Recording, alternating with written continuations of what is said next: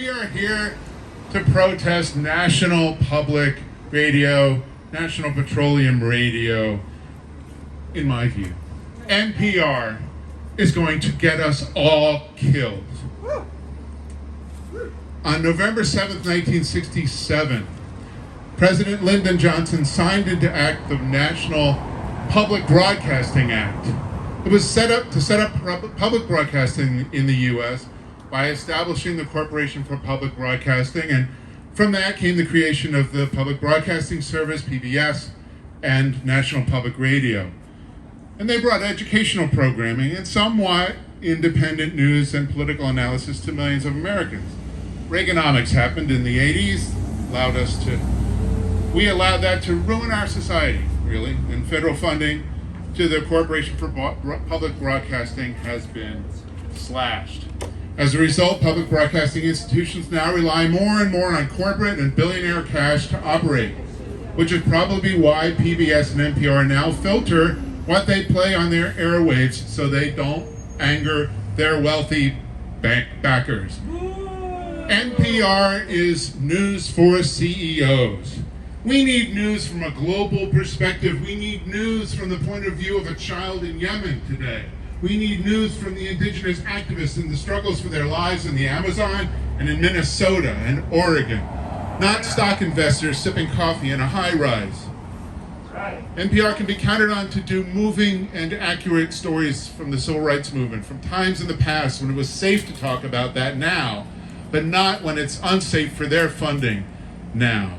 I've been listening to NPR since I was in my dad's car while he went to work at the National Press Building in Washington, D.C., listening to WAMU in D.C. in the 1970s. That's not the same NPR. NPR is going to get us all killed. We're at 413.88 parts per million. We are way off from turning around climate change, climate collapse. We're steaming towards the end of organized society as we have known it. And we can count on NPR to reassure good liberals that yes, climate change is bad, but let's not get too upset. Let's not question the economic system that is driving this, for that is the very system that funds NPR. NPR's job is to tell us what we need to know, not what we want to know, not what some CEOs want us to know or believe, but they're corporate apologists, listening to their corporate sponsors and no one else. It's no accident that corporate-backed NPR keeps referring to Senator Kristen Sinema as moderate. We've allowed corporate profits to take priority over everything else. I don't think we ever really had a democracy, but now we live in a naked corporatocracy. And the role of the corporate press isn't merely to train the population as to what to think, it is there to train them regarding what not to think about. And I think that's what NPR is an example of. David Koch gave upwards of $23 million to public television. And when you donate, and NPR, millions to NPR, when you donate $23 million to public television, you get more than a tote bag and a coffee mug. You get to dictate on-air programming, as it's been said. NPR is going to get us all killed. I had the fortune of working, and I'm proud and grateful to say I spent 2 summers as an intern in Ralph Nader's office. And I was looking up stuff for what I was going to say here, and I saw my former supervisor, colleague, Russell Mulcaber, had written in Truth Out that he and Ralph did some work on this last year. And if you pick up the NPR annual report and flip through the listing of corporate criminals and other major recidivist law violators on the corporate sponsor page on NPR's page, you find ExxonMobil, guilty of the Exxon Valdez oil spill and countless daily crimes against humanity. Lumber liquidators, pled guilty for environmental crimes. Panasonic, guilty pleas for antitrust crimes. Tyson Foods, guilty pleas for clean water violations. ExxonMobil, lumber liquidators, Panasonic, Tyson Foods. Those are just some of the major corporations that our friends here at our nice people at KLCC and NPR have received the donations from, but have yet, these corporations, not people, have pled guilty to crimes. Major crimes against humanity, I would say. There are many, many more corporations on the NPR sponsors list that have settled serious criminal charges with watered down or deferred or non-prosecution agreements. So we all agree that the corporate funding of NPR is terrible. But it's not even you don't even have to go that far. These are criminal corporate enterprises that NPR is accepting money from. And I think what Ralph and Russell wrote, the leaders of NPR last year, I got no reply, was to ask them to announce what standards they have and act on them. And they got no reply, of course.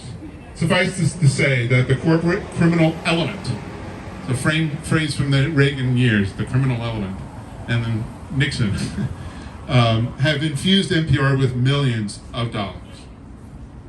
And lastly, shame on NPR. NPR is going to get us all killed. I have some stuff about Raymond James, but in the interest of time, I won't go into it. Except Raymond James has paid millions and millions of dollars to settle their crimes with the Securities and Exchange Commission, and NPR takes a lot of money from them. And what do we get? We get things like the Bernie blackout, progressive politicians whose voices are not covered and are virtually blacked out by this media. If corporate media were to cover progressive politicians fairly or climate-destroying corporate donors fairly, they would be undermining their own funding. NPR is going to get us all killed.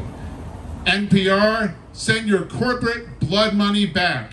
Send it back. Send it back. Send it back. Send it back. Send it back. Send it back.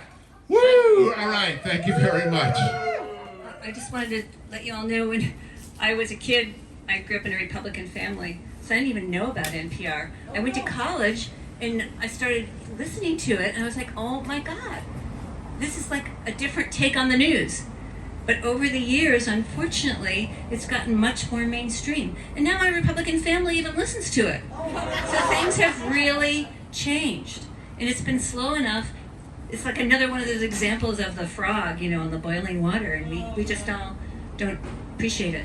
Use your brain, your strongest tool. Use your brain, your strongest tool. No one needs a fossil fool. No one needs a fossil fool. Money speaks, what does yours say? Money speaks, what does yours say? Speak to send big oil away. Speak to send big oil away. Put your power to good use.